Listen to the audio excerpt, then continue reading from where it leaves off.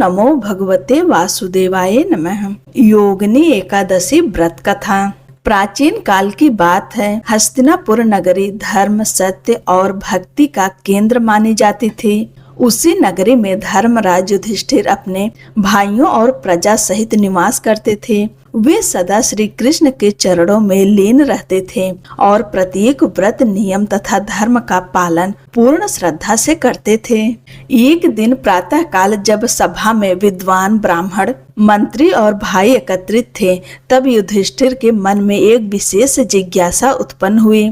उन्होंने विनम्र भाव से भगवान श्री कृष्ण से कहा, हे माधव, आपने हमें अनेक व्रतों और उनके फलों के विषय में बताया है। कृपा करके यह बताइए कि आषाढ़ मास के कृष्ण पक्ष में पड़ने वाली एकादशी का क्या महत्व है, उसका नाम क्या है और उससे कौन सा फल प्राप्त होता है। युधिष्ठिर की श्रद्धा और जिज्ञासा को देखकर श्री कृष्ण मंद मुस्कुराए। उनके मुख पर करुणा और प्रेम झलक रहा था। वे बोले, हे धर्मराज, जिस एकादशी के विषय में तुम जानना चाहते हो उसका नाम योगिनी एकादशी है। यह अत्यंत पुण्यदायिनी है और पापों का नाश करने वाली है। इसके प्रभाव से मनुष्य भयंकर दुखों से मुक्त हो जाता है। फिर श्री कृष्ण ने एक प्राचीन कथा सुनानी आरंभ की। बहुत समय पहले अलकापुरी नाम की एक दिव्य नगरी थी। यह नगरी कुबेर की राजधानी थी। चारों ओर सुंदर उद्यान, बहती नदियां, पुष्पों की सुगंध, दिव्य भवन और स्वर्ण जटित महल थे। वहां देवताओं और गंधों का वास था। कुबेर धन के स्वामी थे और भगवान शिव के परम भक्त भी थे। वे प्रतिदिन नियम पूर्वक शिव पूजन करते थे। उनके महल में सदा भक्ति, शांति और अनुशासन का वातावरण रहता था। कुबेर के सेवकों में एक अत्यंत सुंदर यक्ष था। उसका नाम था हेममाली। वह पुष्पों का संग्रह कर शिव पूजन हेतु लाने का कार्य करता था। प्रतिदिन प्रातः काल वह नंद वंदन जाता, वहां से ताजे फूल चुन कर लाता और कुबेर को सौंपता। हेममाली का रूप अत्यंत आकर्षक था। उसका शरीर कांतिमय था, नेत्र कमल समान थे और स्वर मधुर था। परंतु उसके मन में एक विशेष आकर्षण था। वह था उसकी पत्नी विश्वावसु।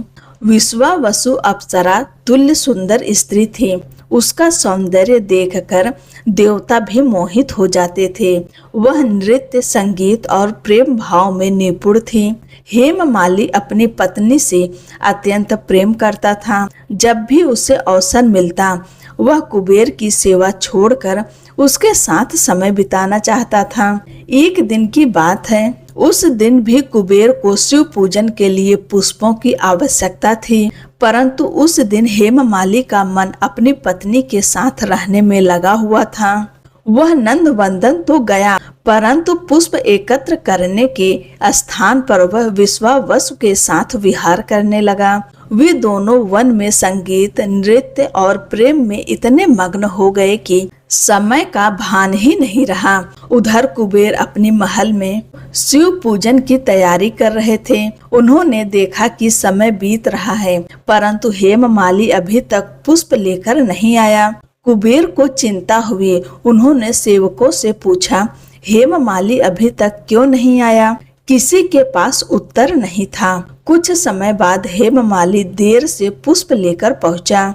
उसके चेहरे पर अभी भी प्रेम का भाव झलक रहा था। उसके वस्त्र अस्त व्यस्त थे और मन एकाग्र नहीं था। कुबेर ने यह सब देखकर समझ लिया कि वह अपने कर्तव्य से विमुख हुआ है। क्रोधित होकर कुबेर बोले, हे दुष्ट, तूने अपने स्वार्थ और सुख के लिए मेरे आदेश की अवहेलना की। मेरी सेवा छोड़कर तू विषय विलास में लीन रहा। तू शिव भक्ति का अपमानी है। कुबेर का क्रोध भयानक था। उनकी आंखें लाल हो गई। उन्होंने श्राप देते हुए कहा, आज से तू कोढ़ी बनकर पृथ्वी पर भटकता रहेगा। तेरा सुंदर शरीर नष्ट हो जाएगा। तुझ पर भयंकर रोग चढ़ेगा और तू दर दर भटकेगा। श्राप सुनते ही हेममाली कांप उठा। उसी क्षण उसका शरीर विकृत होने लगा। चमकता हुआ रूप नष्ट हो गया, शरीर पर घाव होने लगे, पीड़ा असहनीय हो गई। वह भूमि पर गिर पड़ा और रोने लगा। हे स्वामी, मुझसे भारी अपराध हो गया, मुझे क्षमा कर दीजिए, मैं आपका सेवक हूँ। परंतु कुबेर का श्राप अटल था। कुछ ही क्षणों में हेममाली यक्षलोक से पृथ्वी पर गिर पड़ा। वह एक भयानक रोगी बन चुका था। उसका शरीर सड़ने लगा। लोग उसे देखकर दूर भागते थे। भूख, प्यास, रोग और अपमान से पीड़ित होकर वह जंगलों, पर्वतों और नगरों में भटकने लगा। उसकी पत्नी विश्वावसु भी दुखी थी, परंतु श्राप के कारण वह सहायता नहीं कर सकती थी। दिन बीतते गए, वर्ष बीत गए। हेममाली ने अत्यंत कष्ट सहा। कभी उसे भोजन नहीं मिलता, कभी पीड़ा से तड़पड़ाता रहा। उसके मन में केवल एक ही विचार था, मैंने अपने कर्तव्य से विमुख होकर यह सब भोगा है, यह मेरे कर्मों का फल है। एक दिन भटकते भटकते वह बद्रिकाश्रम के निकट पहुंचा। वहां महान तपस्वी मार्कंडे ऋषि निवास करते थे। वह आश्रम के समीप पहुंचा तो उसे शांति का अनुभव हुआ। वहां वातावरण में भक्ति और तपस्या की सुगंध थी। किसी प्रकार वह घिसटते हुए आश्रम के भीतर गया और ऋषि के चरणों में गिर पड़ा। आंखों में आंसू बहाते हुए बोला, हे महर्षि, मैं अत्यंत पापी हूँ।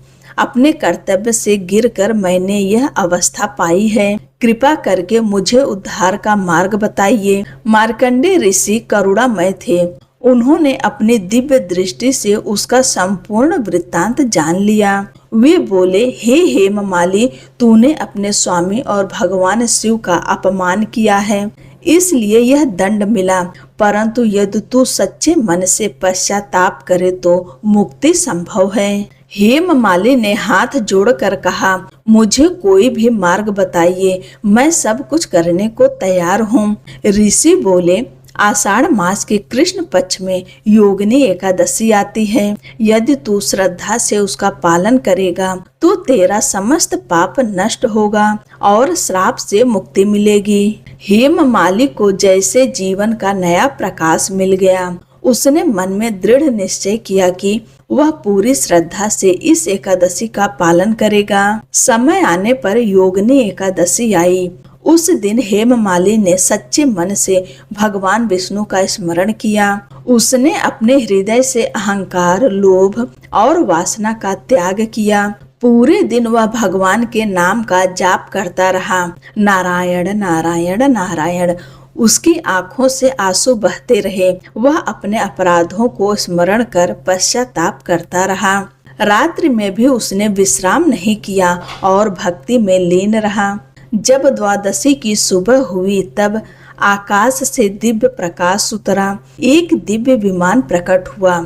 उसमें से विष्णु दूत उतरे। उन्होंने हेममाली से कहा, हे पुण्यात्मा, तेरे व्रत और भक्ति से भगवान प्रसन्न हुए हैं। तेरा श्राप नष्ट हो चुका है। क्षण भर में हेममाली का रोग समाप्त हो गया। उसका शरीर पुनः दिव्य, सुंदर और तेजस्वी हो गया। वह प्रसन्न होकर रोने लगा, हे प्रभु, आपकी कृपा से मैं पुनः जीवित हुआ। विष्णु दूत उसे विमान में बैठाकर स्वर्ग लोक ले गए। वह पुनः अलकापुरी पहुंचा। कुबेर ने उसे देखकर कहा, अब तू शुद्ध हो चुका है, मेरी सेवा में पुनः लग जा। हेममाली ने जीवन भर भक्ति और कर्तव्य का पालन किया। श्री कृष्ण यह कथा सुनाकर युधिष्ठिर से बोले, हे राजन, योगिनी एकादशी का ऐसा प्रभाव है कि वह सबसे बड़े पापी को भी मुक्त कर देती है। जो श्रद्धा से इसका पालन करता है वह इस लोक और परलोक में सुख पाता है। युधिष्ठिर ने हाथ जोड़कर कहा, हे प्रभु, आपने मुझे महान रहस्य बताया। मैं जीवन भर इसका सम्मान करूंगा। इस प्रकार योगिनी एकादशी की यह पवित्र कथा समाप्त होती है। जो व्यक्ति किसी कारणवश व्रत नहीं रख सकता, वह केवल योगिनी एकादशी की कथा सुनने मात्र से भी पुण्य का भागी बनता है। आप सभी को योगिनी एकादशी व्रत की ढेर सारी शुभकामनाएं। 11 माता अर्थात एकादशी माता की कथा का श्रवण करेंगे। एक बार एक राज्य में एक राजा राज्य करता था। राजा बहुत ही बुद्धिमान और बलशाली था। राजा सदैव अपनी प्रजा का बहुत अच्छे से ध्यान रखता था। प्रजा भी अपने राजा को बहुत पसंद करती थी। राजा की 2 बेटियां थीं। राजा अपनी दोनों बेटियों से बहुत प्रेम करता था। राजा की छोटी बेटी देखने में बहुत सुंदर और आकर्षण थी और राजा की बड़ी बेटी छोटी बेटी के मुकाबले थोड़ा कम सुंदर थी। राजा की छोटी बेटी 11 माता की पूजा किया करती थी और सभी लोग राजा की छोटी बेटी से बहुत प्रेम करते थे और बहुत प्रशंसा किया करते थे। राजा भी अपनी छोटी बेटी को बड़ी बेटी से अधिक प्रेम करता था, जिस कारण राजा की बड़ी बेटी को अपनी छोटी बहन से बहुत नफरत होने लगी थी। राजा की दोनों बेटियां जब बड़ी हो गईं, तब एक पड़ोस राज्य में रहने वाला राजकुमार राजा की बड़ी बेटी के लिए रिश्ता लेकर आया। लेकिन जैसे ही उस राजकुमार की नजर राजा की छोटी बेटी पर पड़ी तो वह राजकुमार राजा की छोटी बेटी पर आकर्षण हो गया और उससे पहली नजर में प्रेम कर बैठा। उस राजकुमार ने राजा की बड़ी बेटी के साथ विवाह करने से मना कर दिया और उसने राजा से कहा कि मैं आपकी छोटी बेटी से विवाह करना चाहता हूँ। जिसके बाद राजा की बड़ी बेटी यह देखकर अपनी छोटी बहन से बहुत क्रोधित हो गई और राजा की बड़ी बेटी ने अपनी छोटी बहन को अपना सबसे बड़ा दुश्मन मान लिया।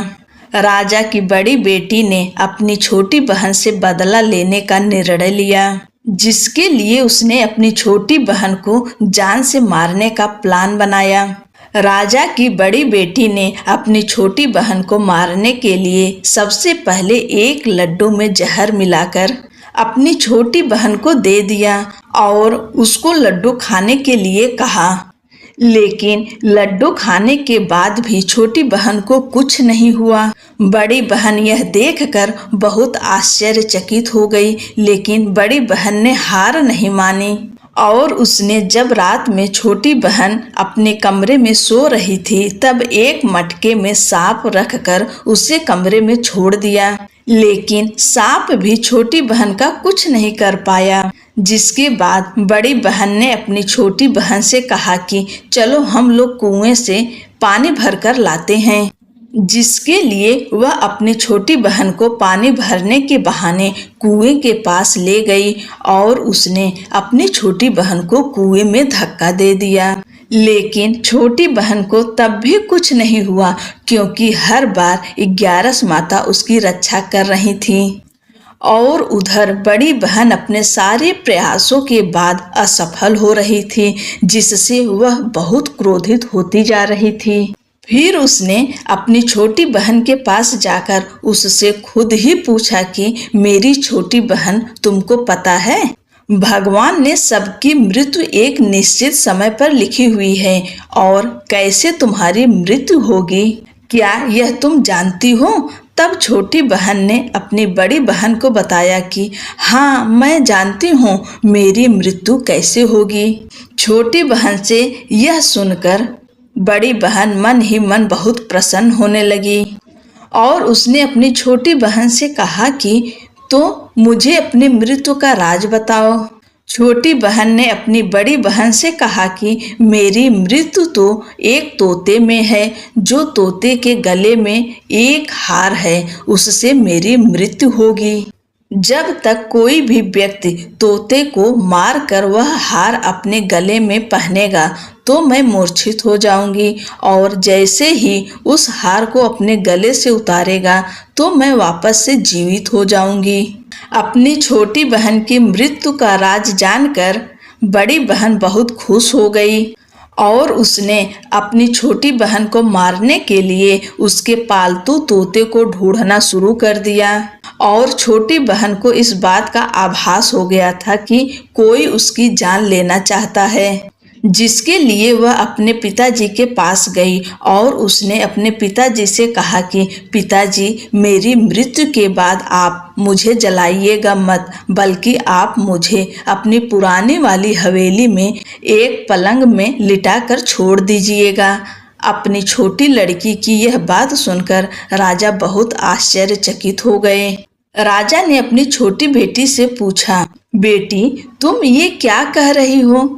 तब राजा की छोटी बेटी ने बताया, पिताजी, समय किसी के लिए नहीं रुका है, कब क्या हो जाए किसी को कुछ पता नहीं है। और फिर राजा ने अपनी छोटी बेटी से कहा कि तुम ऐसी बातें क्यों कर रही हो? 2-3 दिन में तो तुम्हारा विवाह है। लेकिन छोटी बेटी ने अपने पिताजी को ऐसा करने पर मजबूर कर दिया और उनसे वचन ले लिया। राजा ने भी अपनी छोटी बेटी की बात स्वीकार कर ली और 2-3 दिनों के बाद जब शादी का समय आया तब राजकुमार बारात लेकर राजा के घर आया और राजकुमार और राजा की छोटी बेटी का विवाह शुरू हो गया। जैसे ही राजा की छोटी बेटी राजकुमार के साथ फेरे लेना शुरू करती है तो उसकी बड़ी बहन अपनी छोटी बहन के कमरे में जाकर उसके तोते को पकड़ लेती है और उसको जान से मार देती है। तोते के गले में जो हार था उसको अपने गले में धारण कर लेती है। जैसे ही बड़ी बहन उस हार को अपने गले में धारण करती है तो उधर छोटी बहन 3.5 ही फेरे ले पाती है और वहीं पर बेहोश होकर गिर जाती है। जिसके बाद राजा ने बड़े बड़े दर्द हकीमों को बुलवाया और अपनी छोटी बेटी का इलाज करने के लिए कहा। राजा की बात सुनकर वैद्य ने छोटी बेटी को जब चेक किया तो राजा को बताया कि आपकी छोटी बेटी ना तो जीवित है और ना ही मरी हुई है। यह मैं ऐसा पहली बार देख रहा हूँ। राजा ने वैद्य और हकीम को यह बात बाहर बताने से मना कर दिया और उनको कहा कि अगर तुमने यह बात किसी को बाहर बताई तो हम तुम्हें फांसी दे देंगे। राजा ने अपनी छोटी बेटी को पुराने महल में ले जाकर एक पलंग पर लिटा दिया और वहां पर कुछ सैनिक को तैनात कर दिया। वापस अपने महल पर आ गया। राजा की बड़ी बेटी अपने पिताजी के पास आई और कहने लगी, पिताजी, अगर यह शादी संपन्न नहीं हुई तो आपकी इज्जत का क्या होगा? आप कहें तो मैं आपकी इज्जत बचाने के लिए राजकुमार से शादी करने के लिए तैयार हूँ। जिसके बाद राजा ने बड़ी बेटी को छोटी बेटी के कपड़े पहनाकर मंडप पर भेज दिया।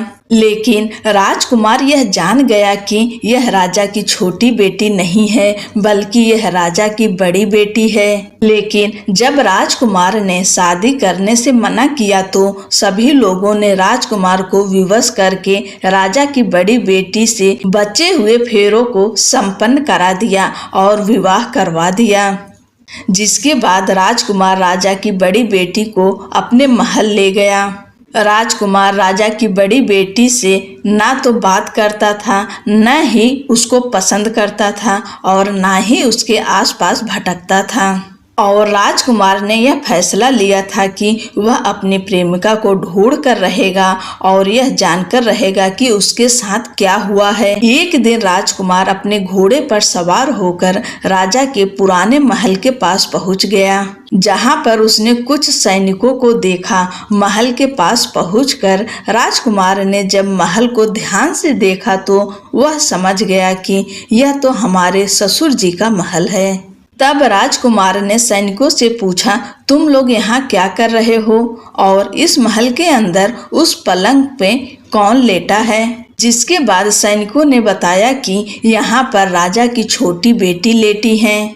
यह सुनकर राजकुमार बहुत प्रसन्न हो गया और वह तुरंत अपनी प्रेमिका के पास पहुँच गया और उसकी सेवा करने लगा। जैसे ही रात हुई तो राजा की छोटी बेटी उठकर खड़ी हो गई। राजकुमार यह देखकर बहुत खुश हो गया और उसने अपनी प्रेमिका से पूछा कि तुम यहाँ क्या कर रही हो? तुम मेरे साथ मेरे घर चलो। राजा की छोटी बेटी ने राजकुमार को सारी बातें बता दी कि मेरी जान एक तोते में बसी थी और मैंने यह बात सिर्फ अपनी बड़ी बहन को बताया था और मुझे पता है कि उसने ही मुझे मारने का प्रयास किया है। उसके पास एक हार है जिसको वह सुबह पहन लेती है और रात को उतार देती है। जब तक वह हार को पहने रहती है तब तक मैं मूर्छित रहती हूँ और जैसे ही वह हार को उतार देती है तो मैं जीवित हो जाती हूँ। और जब तक मेरी बड़ी बहन के पास वह हार है तब तक मैं ऐसे ही जीवित और मूर्छित होती रहूँगी। अगर मेरी बड़ी बहन के पास जो हार है वह मेरे हाथ में लग जाए तो मैं हमेशा के लिए जीवित हो जाऊंगी।